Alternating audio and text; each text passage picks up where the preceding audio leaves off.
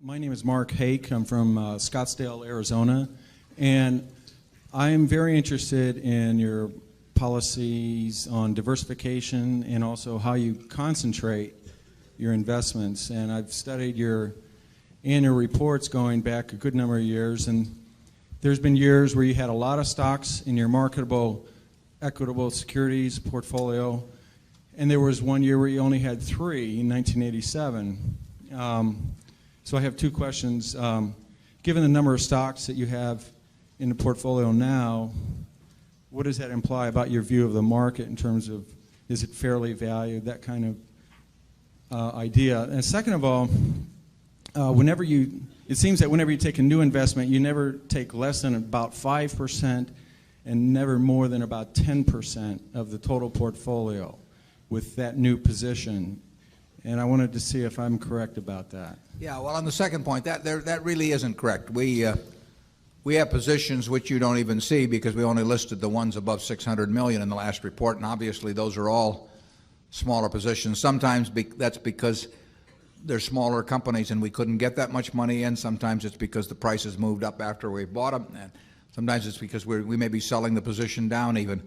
But so there's nothing magic. We like to put a lot of money in things that we feel strongly about, and that gets back to the diversification question. We think diversification is, as practiced generally, makes very little sense for anyone that knows what they're doing. Diversification is a protection against ignorance. I mean, if you want to make sure that nothing bad happens to you relative to the market, you own everything. There's nothing wrong with that. I mean, that is a perfectly sound approach for somebody who does not feel they know how to analyze businesses.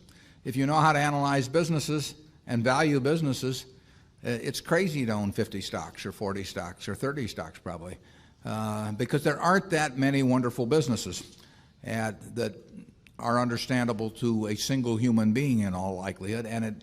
And to have some super wonderful business and then put money in number 30 or 35 on your list of attractiveness and forego putting more money into number 1 just strikes Charlie and me as madness. And it's conventional practice, and it may, if all you have to achieve is average, it may preserve your job, but it's a confession in our view that you don't really understand the businesses that you own. On a personal portfolio basis, I own 1 stock, but it's a business I know, and it leaves me very comfortable.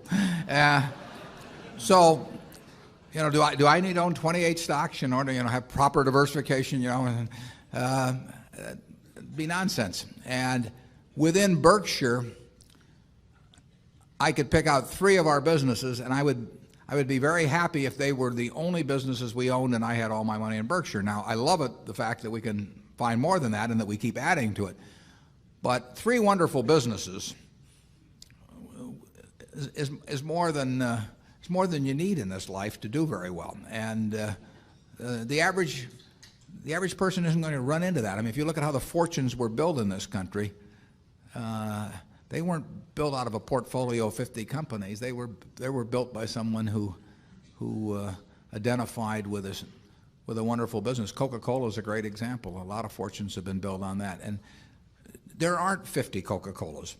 There aren't 20. If there were, it'd be fine. We could all go out and diversify like crazy among that group and get results that would be equal to owning the really wonderful one. But you're not going to find it.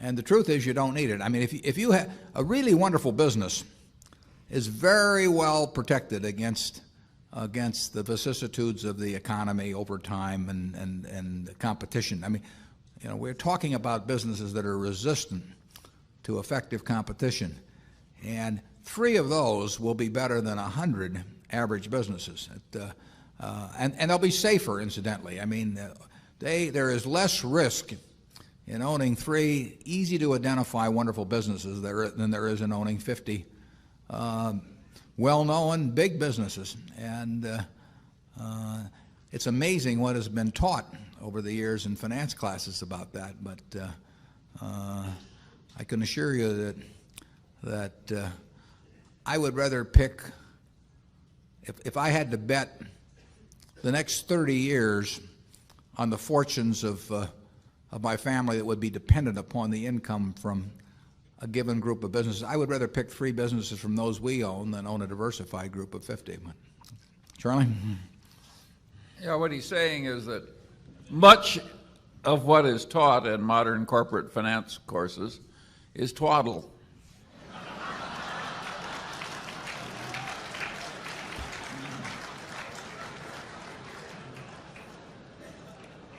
You want to elaborate on that, Charlie?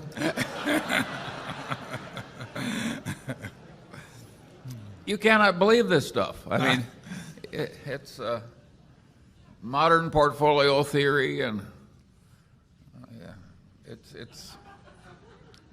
it has no utility. I mean, it will tell you how to do average, but I think anybody can figure out how to do average in 5th grade. I mean, it's just not that difficult, and it's elaborate, and there's lots of little Greek letters and all kinds of things to make you feel that you're in the big leagues, but there is no value added. I have great difficulty with it because I am something of a student of dementia, and I have. We hang around a lot together. And I can ordinarily classify dementia, on some theory structure of models, but the modern portfolio theory, it involves a type of dementia I just can't even classify. No. Something very strange is going on. Yeah. If you find 3 wonderful businesses in your life, you'll get very rich, and if you understand them, bad things aren't going to happen to those 3. I mean, that's the characteristic of it. By the way, maybe that's the reason there's so much dementia. If you believe what Warren said, you could teach the whole course in about a week. Yeah.